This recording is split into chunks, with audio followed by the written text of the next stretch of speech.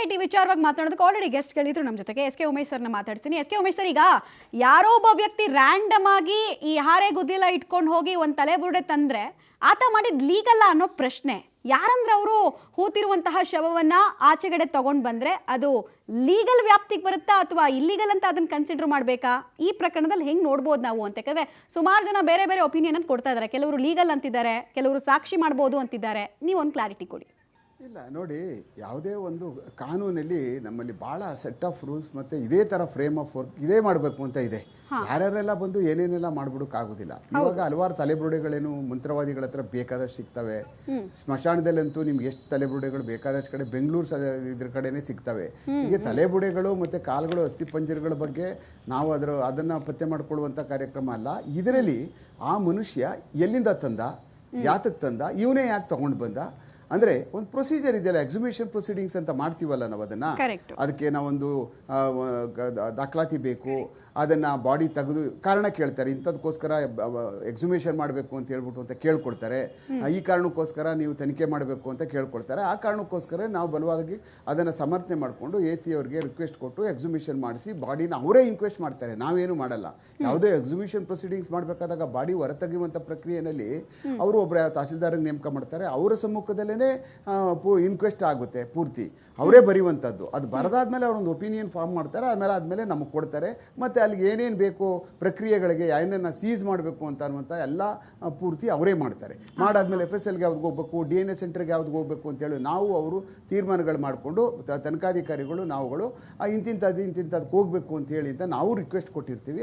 ಅದರ ಪ್ರಕಾರ ಅದು ಸೀಸ್ ಮಾಡಿಕೊಂಡು ಮುಂದಿನ ಒಂದು ವೈಜ್ಞಾನಿಕ ಪರೀಕ್ಷೆಗಳಿಗೆ ಹೋಗ್ತಕ್ಕಂಥದ್ದು ಸರ್ವೇ ಸಾಮಾನ್ಯ. ಆದರೆ ಈ ಮನುಷ್ಯ ತಗೊಂಡು ಬಂದಿರತಕ್ಕಂಥದ್ದಕ್ಕೆ ಸಂಬಂಧಪಟ್ಟಂಗೆ ಎಲ್ಲಿಂದ ತಂದೆ ಸ್ಮಶಾನದಿಂದ ಹೊಟ್ಟೋಗ್ಬಿಡು ಅಂತ ಅನ್ನುವಂಥ ಒಂದು ಹಂತದಲ್ಲಿ ಹೇಳ್ಬೋದು. ಆದ್ರೂ ಸಹ ಅವನ ಒಂದು ಇದನ್ನು ದಾಖಲಾತಿ ಇದನ್ನು ತಗೊಂಡಾದ್ಮೇಲೆ ಈ ಥರ ನಾನು ಊತಾಕಿದ್ದೆ, ಇದ್ರ ಕಾರಣ ನನಗೆ ಗೊತ್ತಿಲ್ಲ, ಯಾಕೆ ಊತಾಕಿದ್ನೋ, ನಾನೇ ಊತಾಕಿದ್ದು, ಅವಾಗ ನನಗೇನು ಗೊತ್ತಿರಲಿಲ್ಲ, ಇದರಲ್ಲಿ ಮರ್ಡರ್ ಆಗಿತ್ತೋ ಇಲ್ಲ ಇನ್ನೇನಾಗಿತ್ತೋ ಗೊತ್ತಿಲ್ಲ, ಆ ಕಾರಣಕ್ಕೋಸ್ಕರ ಈ ಜಾಗದಲ್ಲಿ ನಾನು ಊತಾಕಿದ್ದೀನಿ ಅಂತ ಹೇಳ್ಬಿಟ್ಟು ಅಂತ ಏನಾದರೂ ತೊಗೊಂಡು ಕೊಟ್ಟಾಗ ಒಂದು ಪ್ರಕ್ರಿಯೆ ಮಾಡ್ಬೋದು, ತೊಂದರೆ ಏನಿಲ್ಲ. ಒಂದು UDR ಅಂತ ಒಂದು ಪ್ರಕರಣನ ದಾಖಲು ಮಾಡಿಕೊಂಡು ಅದರ ಮೇಲೇ ಮತ್ತೆ ಅವನು ಎಲ್ಲೂ ಗುಂಡಿ ಹೊಡೆದ ಅನ್ನುವಂಥದ್ದನ್ನೆಲ್ಲ ಪ್ರೊಸೀಡಿಂಗ್ಸ್ ಯಾವ ಜಾಗದಿಂದ ಎತ್ಕೊಂಡು ಬಂದಿದ್ದಾನೆ ಅಂತೇಳಿ, ಮತ್ತು ಅಲ್ಲಿ ಮಣ್ಣು ಸಂಗ್ರಹ ಮಾಡ್ತಕ್ಕಂಥದ್ದು, ಮತ್ತು ಬೇರೆ ಅದಕ್ಕೆ ಸಂಬಂಧಪಟ್ಟ ರಿಲೇಟೆಡ್ ಇನ್ನೇನಾದರೂ ಮೂಳೆಗಳಲ್ಲಿ ಸಿಗ್ತಾವ ಅಂತ ಅನ್ನುವಂಥದ್ದು, ಮತ್ತು ಅಲ್ಲಿಂದನೇ ತಂದಿದ್ದಾನೆ ಅನ್ನೋದಕ್ಕೆ ಈ ಮೂಳೆ ಮತ್ತು ಅಲ್ಲಿ ಸಿಗ್ತಕ್ಕಂಥ ಬೇರೆ ಬೋನ್ಗಳನ್ನ ಸೆಟಪ್ ಮಾಡಿ ಒಂದೇ ಜಾಗದಲ್ಲಿ ಇದು ಊತಾಕಿರ್ತಕ್ಕಂಥದ್ದು ಈ ಜಾಗದಿಂದ ತಂದಿದ್ದಾನೆ ಅನ್ನುವಂಥದ್ದು ಒಂದು ತುಂಬ ಅರ್ಕ್ಯುಲಸ್ ಟಾಸ್ಕ್ ಇದು. ಇದನ್ನೆಲ್ಲ ನಾವು ಅದನ್ನು ಮಾಡ್ಕೊಂಡು ಹೋಗುವಂಥದ್ದು. ಡಾಕ್ಟ್ರು ಒಂದು ಭಾಳ ಒಳ್ಳೆ ಇದನ್ನು ಅವರು ನೋಟ್ ಮಾಡಿದರು. ಕಾಶಿನಲ್ಲಿ ಹಲವಾರು ಹೀಗೆ ಬಂದಂಥ ಅನಾಥರುಗಳ ಶವಗಳಲ್ಲಿ ಬರ್ತಾ ಇರ್ತೇವೆ 10, 15, 20, 30 ಡೈಲಿ ಅಂದ್ಬಿಟ್ಟು ಅಂತ. ಯಾವುದೇ ಧಾರ್ಮಿಕ ಸ್ಥಳಗಳಲ್ಲಿ ಇದಾಗುವಂಥದ್ದೇ. ಬಸ್ ಸ್ಟ್ಯಾಂಡ್ಗಳಲ್ಲೇ ಆಗ್ತವೆ ಈಗ, ಅಂತಾರಾಜ್ಯ ಬಸ್ ಸ್ಟ್ಯಾಂಡ್ಗಳು, ಕಲಾಸಪಾಳ್ಯ ಮತ್ತು ಮೆಜೆಸ್ಟಿಕ್ ಬಸ್ ಸ್ಟ್ಯಾಂಡ್ಗಳಲ್ಲಿ.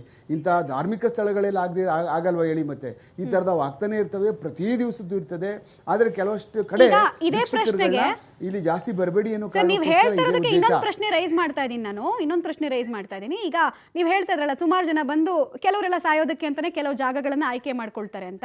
ಅಂತಹ ಅಸಹಜ ಸಾವು ಪ್ರಕರಣಕ್ಕೆ ಸಂಬಂಧಪಟ್ಟಂತೆ ಪೊಲೀಸ್ ಇಲಾಖೆ ಏನ್ ಡಾಕ್ಯುಮೆಂಟ್ ಅನ್ನು ಇಟ್ಕೊಂಡಿರ್ತಾರೆ, ಅವ್ರದ್ದು ಅಂತ್ಯ ಸಂಸ್ಕಾರ ಮಾಡೋಕ್ಕೂ ಮುಂಚೆ ಸ್ಟೇಷನ್ಗಳಲ್ಲಿ ಏನು ಪ್ರಕಟಣೆ ಹೊರಡಿಸ್ತಾರಾ ಅಥವಾ ಪತ್ರಿಕೆಯಲ್ಲಿ ಪ್ರಕಟಣೆ ಹೊರಡಿಸ್ತಾರಾ?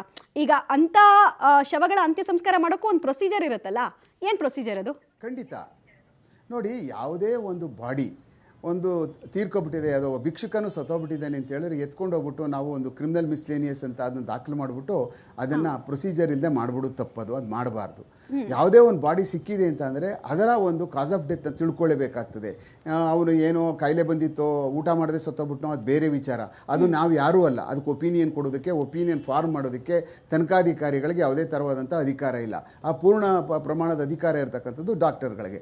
ಆ ಕಾರಣಕ್ಕೆ ಅದನ್ನು ಅನ್ಯಾಚುರಲ್ ಡೆತ್ ಅಂತ UDR ಅನ್ಯಾಚುರಲ್ ಡೆತ್ ರಿಪೋರ್ಟ್ ಅಂತೇಳಿ ಒಂದು ನಾವು ದಾಖಲು ಮಾಡ್ಕೊಳ್ತೀವಿ. ಮತ್ತು ಆ ಬಾಡಿನ ಅಲ್ಲಿಂದ ಹತ್ತಿರದ ಪೊಲೀಸ್ ಇದಕ್ಕೆ ಒಂದು ಪೋಸ್ಟ್ ಮಾರ್ಟಮ್ಗೆ ಸರ್ಕಾರಿ ಆಸ್ಪತ್ರೆಗೆ ಕಳಿಸಿ ಪೋಸ್ಟ್ ಮಾರ್ಟಮ್ ಮಾಡಿಸ್ತೀವಿ. ಪೋಸ್ಟ್ ಮಾರ್ಕ್ ಮಾಡಿಸಾದ್ಮೇಲೆ ಅದರಲ್ಲಿ ಕೆಲವಷ್ಟು ಪ್ರಿಸರ್ವೇಟಿವ್ ಯೂಸ್ ಮಾಡಿ ಆ ಇರ್ತಕ್ಕಂಥ ಏನು ಆ ಭಾಗಗಳಲ್ಲಿ ಏನೇನಿದೆ ಹೊಟ್ಟೆನಲ್ಲಿ ಸ್ಟಮಕ್ ಕಂಟೆಂಟು ಮತ್ತು ಬೇರೆ ಬೇರೆ ಏನಾದರೂ ತೊಗೋಬೇಕಾದನ್ನು ತೊಗೊಂಡು ಅಲ್ಲಿ ಅವ್ರಿಗೆ ಗೊತ್ತಾದರೆ ಸಾವಿನ ಒಂದು ಏನು ಕಾರಣ ಗೊತ್ತಾದರೆ ಬರೀತಾರೆ.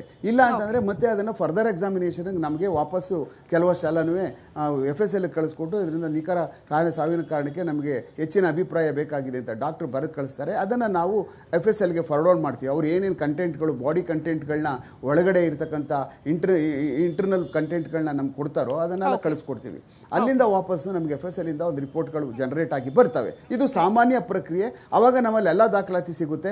ಆ ಮನುಷ್ಯ ಸಿಗೋಕ್ಕೆ ಮೊದಲೇ ಏನು ಮಾಡ್ತೀವಿ, ಒಂದು ವಾರ ನಾವು ಅವನ್ನ ಹುಡುಕೋದಕ್ಕೆ ಪ್ರಯತ್ನ ಪಡ್ತೀವಿ.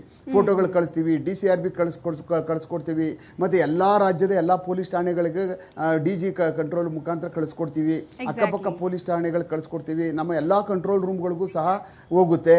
ಅದು ಹೋದಾದ್ಮೇಲೆ ಪತ್ತೆ ಆಗಲಿಲ್ಲ ಅಂತ ಅಂದಮೇಲೆ ಒಂದು ವಾರದ ನಂತರ ಆಮೇಲೆ ಸಣ್ಣ ಪುಟ್ಟ ಪೇಪರ್ಗಳಿಗೂ ಕೊಡ್ತೀವಿ. ಆಮೇಲೆ ನ್ಯಾಷನಲ್ ಪೇಪರ್ಗಳಿಗೂ ನಾವು ರಿಕ್ವೆಸ್ಟ್ ಮಾಡ್ಕೊಳ್ತೀವಿ.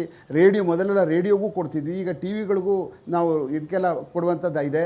ಇಂಥದ್ದೆಲ್ಲ ಪ್ರಯತ್ನ ಮಾಡಿ ಒಂದು ವಾರ ಆಗಲಿಲ್ಲ ಅಂದರೆ ನಾವೇ ಅದನ್ನ ಅಂತ್ಯಕ್ರಿಯೆ ಮಾಡ್ತೀವಿ. ತೊಗೊಂಡೋಗ್ಬಿಟ್ಟು ಇಂಥ ಜಾಗ ಅಂತ ಹೇಳಿ ಅಲ್ಲಿ ಅಂತ್ಯಕ್ರಿಯೆ ಮಾಡ್ತೀವಿ. ಮಾಡಾದಮೇಲೆ ಅದನ್ನು ಪತ್ತೆ ಕಾರ್ಯ ನಡೀತಾನೆ ಇರ್ತದೆ ನಿರಂತರವಾಗಿ. ಮನುಷ್ಯಂದು ಎಲ್ಲಿ ಅವರು ಯಾವ್ರವರು ಏನು ಅಂತ ಪತ್ತೆ ಆದರೆ ಅದಕ್ಕೆ ನಾವು ಕ್ಲೋಸ್ ಮಾಡ್ಕೊಳ್ತೀವಿ. ಈ ಕಾರಣಕ್ಕೆ ಅಂತ ರಿಪೋರ್ಟ್ ಜನರೇಟ್ ಆದಮೇಲೆ FSLಯಿಂದ ಈ ಕಾರಣಕ್ಕೆ ಸತ್ತಿದ್ದಾರೆ ಅಂತ. ಅಲ್ಲಿವರೆಗೂ ಆ ಎಲ್ಲ ಕಡತಗಳು ಎಲ್ಲ ಆ ಥರದವೆಲ್ಲ ಪೊಲೀಸ್ ಠಾಣೆಗಳಲ್ಲೇ ಇರ್ತವೆ. ಪತ್ತೆಯಾಗದ ಒಂದು ಏನು ನಮ್ಮ ಹತ್ರ ಒಂದು ದಾಖಲಾತಿಗಳ ಕಡತಗಳಿರ್ತಾವೋ ಅಂಥ ಕಡೆ ಇಟ್ಕೊಂಡಿರ್ತೀವಿ. ಪತ್ತೆ ಆದವನ್ನೆಲ್ಲನೂ ಅವ್ರ ಸಂಬಂಧಿಕರುಗಳು ಮತ್ತು ಅವನ್ನೆಲ್ಲ ಕರೆದು ಏನು ಕಾರಣ ಅಂತೇಳಿ ತಿಳ್ಕೊಂಡು ಅದನ್ನು ಮುಕ್ತಾಯ ಮಾಡಿ ತಹಶೀಲ್ದಾರ್ಗಳಿಗೆ AC ಗಳಿಗೆ ರಿಪೋರ್ಟ್ ಕಳಿಸ್ತಕ್ಕಂಥ ಎಕ್ಸಿಕ್ಯೂಟಿವ್ ಮ್ಯಾಜಿಸ್ಟ್ರೇಟ್ಗೆ ಕಳಿಸ್ತಕ್ಕಂಥ ಕಾರ್ಯಕ್ರಮವನ್ನು ಮಾಡ್ತೀವಿ. ಅದು ಯಾವುದೇ ನ್ಯಾಯಾಲಯಕ್ಕೆ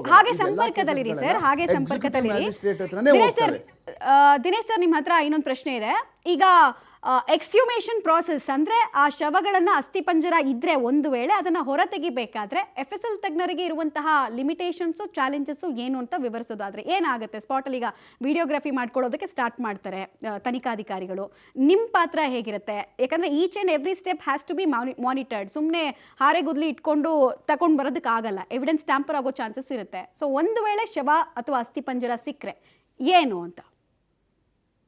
ಅಲ್ಲ ನೋಡಿ, ಫಸ್ಟ್ ದ ರೋಲ್ ಇಸ್ ನಾನು ಮೊದಲೇ ಹೇಳಿದಾಗೆ ಎಲ್ಲಿ ಈ ಹಸ್ ಐಡೆಂಟಿಫೈಡ್ ದ ಗ್ರೇವ್, ಆ ಜಾಗದನ್ನ ಆ ಜಾಗ ಮತ್ತೆ ಸರೌಂಡಿಂಗ್ ನ ಸೆಕ್ಯೂರ್ ಮಾಡಬೇಕು. ಸೆಕ್ಯೂರ್ ಮಾಡಿ then under the order of the magistrate the request will be there for the doctor to exhume. So request ಬಂದಾಗ ದೆನ್ ಏನ್ ಮಾಡ್ತೀವಿ ನಾವು, ಯಾವ ಗ್ರೇವ್ ಅಂತ ತೋರಿಸ್ತಾನೆ ಆ ಜಾಗದ ಸುತ್ತಮುತ್ತ if you can identify the exact site, ಅದು ಸುತ್ತನ ಮಾರ್ಕ್ ಮಾಡ್ಕೊಂಡು ಅಲ್ಲಿ ನಾವು ಹಗಿಲಿಕ್ಕೆ ಪ್ರಯತ್ನ ಮಾಡ್ತೇವೆ. ಸೊ ಹಾಕಿದಾಗ ಲೇಯರ್ ಬೈ ಲೇಯರ್ ನಾವು ಸಾಯಿಲ್ ನ ಆಚೆ ತಗೋತೀವಿ. ಲೇಯರ್ ಬೈ ಲೇಯರ್ ಸಾಯಿಲ್ ನ ಆಚೆ ತೆಗೆದು once we spot the possibility of skeletal remains, ಎಲ್ಲಿ ಮೂಳೆಗಳು ಇದೆ ಅಂತ ಗೊತ್ತಾದಾಗ then we go for a minor slow excavation. Slow excavation ಅಂದ್ರೆ ಮೆಲ್ಲಿಗೆ ಮೂಳೆಗೆ ಡ್ಯಾಮೇಜ್ ಆಗ್ತಲೇ ಇರ್ಲಿ ಅನ್ಬಿಟ್ಟು ನಾವು ಒಳಗಿಳಿದು ನೀಟಾಗಿ ಆ ಮೂಳೆನ ಒಂದೊಂದಾಗಿ ತೆಗೆದ್ಬಿಟ್ಟು ಈ ಮೂಳೆಗಳನ್ನೆಲ್ಲ ಒಂದು ಪೇಪರ್ ಬ್ಯಾಗೋ ಇಲ್ಲ ಎಷ್ಟು ದಿನದ ಪ್ರಾಸೆಸ್ ಸರ್ ಇದು? I don't think it should take more than 2-3 hours. ಒಂದು ಹೋಗ್ಲಿ ಒಂದು 2-3 ಅವರ್ಸ್ ಮೇಲೆ ಡಿಪೆಂಡ್, ಎಷ್ಟು ಡೆಪ್ತ್ ಇದೆ ಎಷ್ಟು ಗಟ್ಟಿ ಇದೆ ಮಣ್ಣು ಅದರ ಆಧಾರದ ಮೇಲೆ. ಆಮೇಲೆ so 2-3 hours it should complete, at the maximum 4 hours ಅನ್ಕೊಳ್ಳಿ. ಸೊ ಏನಂದ್ರೆ ಈ ಮೂಳೆಗಳನ್ನ ತೆಗೆದ್ಬಿಟ್ಟು then we will examine and clean the this thing bones, adana bones ಮಾಡಿ then we'll keep it in an anatomical position on a table in a preferably white cloth or white paper ಮೇಲೆ. then ಅದರ ನಂತರ ಒಂದೇ ಎಲ್ಲಾ ಮೂಳೆಗಳು ಒಂದೊಂದಾಗಿ ನಾವು ಪರೀಕ್ಷೆ ಮಾಡ್ತೀವಿ. ಎಸ್ಪೆಷಲಿ ಈ ಸ್ಕಲ್ಲು ಲಾಂಗ್ ಬೋನ್ಸ್ ತುಂಬಾ ಈಸಿ, ಬಟ್ ಏನಂದ್ರೆ ಈ ಬೆನ್ನು ಮೂಳೆಗಳಿದೆ ನೋಡಿ, ಅದು those bones to examine it may take some time, but ನಾವು ಅದನ್ನೆಲ್ಲ ಪರೀಕ್ಷೆ ಮಾಡಿ then we will come into a conclusion what is the height ಎಷ್ಟಿತ್ತು ಈ ಮನುಷ್ಯಂದು, ಗಂಡೋ ಹೆಣ್ಣೋ ಇಲ್ಲ ಗಾಯಗಳಾಗಿದೆಯಾ ಬೋನ್ಸ್ ಮೇಲೆ, ಅದರ ಆಧಾರದ ಮೇಲೆ ಪ್ಲಸ್ ಇದು ಏನು ಎಷ್ಟು ದಿನದ ಹಿಂದೆ ಎಷ್ಟು ವರ್ಷಗಳ ಹಿಂದೆ ಸತ್ತಿದಾನೆ, ಎಷ್ಟು ವರ್ಷಗಳ ಈ ದಿನಗಳ ಲೆಕ್ಕದಲ್ಲಿ ಹೇಳಲಿಕ್ಕೆ ಬರೋದಿಲ್ಲ, ಬಟ್ ಈ ತಿಂಗಳ ಲೆಕ್ಕದಲ್ಲಿ ಹೇಳಲಿಕ್ಕೆ ಸಾಧ್ಯ ಇದೆ. ಸೊ ಈ ಆಧಾರದ ಮೇಲೆ, but once it is nearly 25 years ಇದು ಅದಕ್ಕೂ ಇಟ್ ಬಿಕಮ್ ಇರ್ರಿಲೆವೆಂಟ್. ಸೊ ಇದರ ಆಧಾರ this are the limitations. But ಈಗ ಅವ್ರು ಹೇಳಿದ್ದು ಇಲ್ಲ ಇವ್ರಿಗೆ ಏನಾದ್ರು ಈ ಐಡೆಂಟಿಫೈ ಮಾಡ್ತಿದ್ದಾನೆ ನೋಡಿ, ಅವನು ಏನಾದ್ರು ಇಲ್ಲ ಇದು ಕುತ್ತಿಗೆ ಹೆಚ್ಚಿಗೆ ಸಾಯಿಸಿದ್ರು ಅಂದ್ರೆ ನಾವು ಎಕ್ಸುಮೇಷನ್ ಪ್ರೋಸೆಸ್ ವೇಸ್ಟ್ ಆಗುತ್ತೆ. ಯಾಕಂದ್ರೆ ಅದನ್ನಲ್ಲಿ ಕುತ್ತಿಗೆ ಹೆಚ್ಚಿರೋ ಪುರಾವೆ ಸಿಗೋದಿಲ್ಲ. ಕರೆಕ್ಟ್. ಇಲ್ಲ ಇವ್ರು ರೇಪ್ ಮಾಡಿದ್ರು ನಾನ್ ನೋಡಿದ್ದೆ ಅಂತ ಹೇಳಿದಾಗ ನೋಡಿದ್ದೆ ಅಂದ್ರೆ ಇಲ್ಲಿ ಬಿಕಮ್ ಎ ವಿಟ್ನೆಸ್. ಬಟ್ ಇಲ್ಲಿ ರೇಪ್ ಮಾಡಿರೋದಕ್ಕೆ ಯಾವ್ದೇ ಎವಿಡೆನ್ಸ್ ಸಿಗೋದಿಲ್ಲ. Then it will become a challenging to the investigating officer until and unless during the course of investigation ಏನಾದ್ರೂ ಒಂದು ಟ್ವಿಸ್ಟ್ ಬರ್ತದೆ. ಟ್ವಿಸ್ಟ್ ಅಂದ್ರೆ ಯಾರಾದ್ರೂ ಬಂದು ಹೌದು ನಾನು ಆ ಕಾಲದಲ್ಲಿ ನೋಡಿದ್ದೆ, ನಾನು ಇದು ಇವ್ರದೇ ಅಂತ ಆದಾಗ then it may take a positive turn for the ಅಂದ್ರೆ investigation is ಈ concerned. ಪ್ರಕರಣದಲ್ಲಿ But ಐ ವಿಟ್ನೆಸ್ ಆಶ್ಚರ್ಯ ಸಿಕ್ಕಿದ್ರೆ ಎಷ್ಟಂದ್ರೆ ಕರೆಕ್ಟ್, ಐ ವಿಟ್ನೆಸ್ ಸಿಕ್ಕಿದ್ರೆ ಆಶ್ಚರ್ಯ ಈ ನೋಡಿ ಪ್ರಕರಣ ಎಲ್ಲ ಸ್ಪೀಡ್ ಅಪ್ ಆಗುತ್ತೆ ಅಂತ. ಆಶ್ಚರ್ಯ ಆಶ್ಚರ್ಯ ಏನಂದ್ರೆ ಇವ್ರು ಹೇಳ್ತಾ ಇರೋದು 500 ಊತಿಟ್ಟೆ ಅಂತ. 500 ಊತಿಟ್ಟಿದ್ರಲ್ಲಿ ಒನ್ಲಿ ಒಂದು ಅನನ್ಯ ಭಟ್ ಅಂತ ಏನ್ ತಾಯಿ ಹೇಳ್ತಿದ್ದಾರೆ ಅವ್ರು ಒಬ್ರೇ ಆಚೆ ಬಂದಿರೋದು. ಹಾ. ಮಿಕ್ಕಿದ್ದು 499 ಫ್ಯಾಮಿಲಿಗಳು ಒಬ್ರು ಹೇಳ್ತಾ ಇಲ್ಲ ನಮ್ಮಲ್ಲಿ ಯಾರೋ ಮಿಸ್ ಆಗಿದ್ದಾರೆ, ನಮ್ಗೆ ಯಾರೋ ಸಾಯಿಸಿದ್ರೆ ಅಂತ ಇದುವರೆಗೂ ಯಾರು ಹೇಳಿಲ್ಲ. ಯಾಕೆ ಹೇಳಿಲ್ಲ ಅನ್ನೋದು ಅದೊಂದು ಆಶ್ಚರ್ಯ. But okay. Just disposal of the unidentified and unclaimed bodies ಅದು ನಾನು ಮೊದ್ಲೇ ಹೇಳ್ದಾಗೆ ಸರ್ವೇ ಸಾಮಾನ್ಯ ಎಲ್ಲಾ ಜಾಗದಲ್ಲಿ ನಡೆಯುತ್ತೆ. ಸಿಟೀಸ್ ನಲ್ಲಿ ನಡೆಯುತ್ತೆ. ಪಿಲಿಗ್ರಿಮೇಜ್ ಸ್ಪೇಸ್ ನಲ್ಲಿ ಫಾರ್ ಎಕ್ಸಾಂಪಲ್ ನಾನು ಮೊದಲು ಈ ಓಕೆ. ಶಿರ್ಡಿ ಹತ್ರ ನಾನು ಕೆಲಸ ಮಾಡ್ತಾ ಇದ್ದೆ. ಶಿರ್ಡಿ ಹತ್ರ ಯು ವಿಲ್ ಬಿ ಸರ್ಪ್ರೈಸ್, ಶಿರ್ಡಿನಲ್ಲಿ ನಮ್ಗೆ ಹೆಚ್ಚು ಕಮ್ಮಿ 20 ಬಾಡೀಸ್ ತಿಂಗಳಿಗೆ ಸಿಗ್ತಾ ಇತ್ತು. ಹಾ ಹಾ ಹಾ ಹಾ. ಸೊ ಅದನ್ನ ನಾವು ಪೊಲೀಸ್ ಪ್ರಕಾರ ಮಾಡಿ ನಾವು ಡಿಸ್ಪೋಸ್ ಮಾಡ್ತಾ ಇದೀವಿ. ಇದು ಯಾವುದೇ ಆಶ್ಚರ್ಯಕರ ಸಂಗತಿ ಅಲ್ವೇ ಅಲ್ಲ. In a place where lot of pilgrimage centres are there are lot of tourist places are there.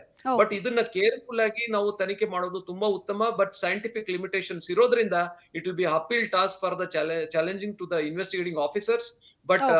ಒಂದೇನಂದ್ರೆ ಇದ್ರ ಮಧ್ಯದಲ್ಲಿ ಯಾರಾದ್ರೂ ವಿಟ್ನೆಸಸ್ ವಿತ್ ಎವಿಡೆನ್ಸಸ್ ತಕೊಂಡ್ ಬಂದ್ರೆ definitely that will take interesting turn ಅಂತ ಹೇಳ್ಬೋದು.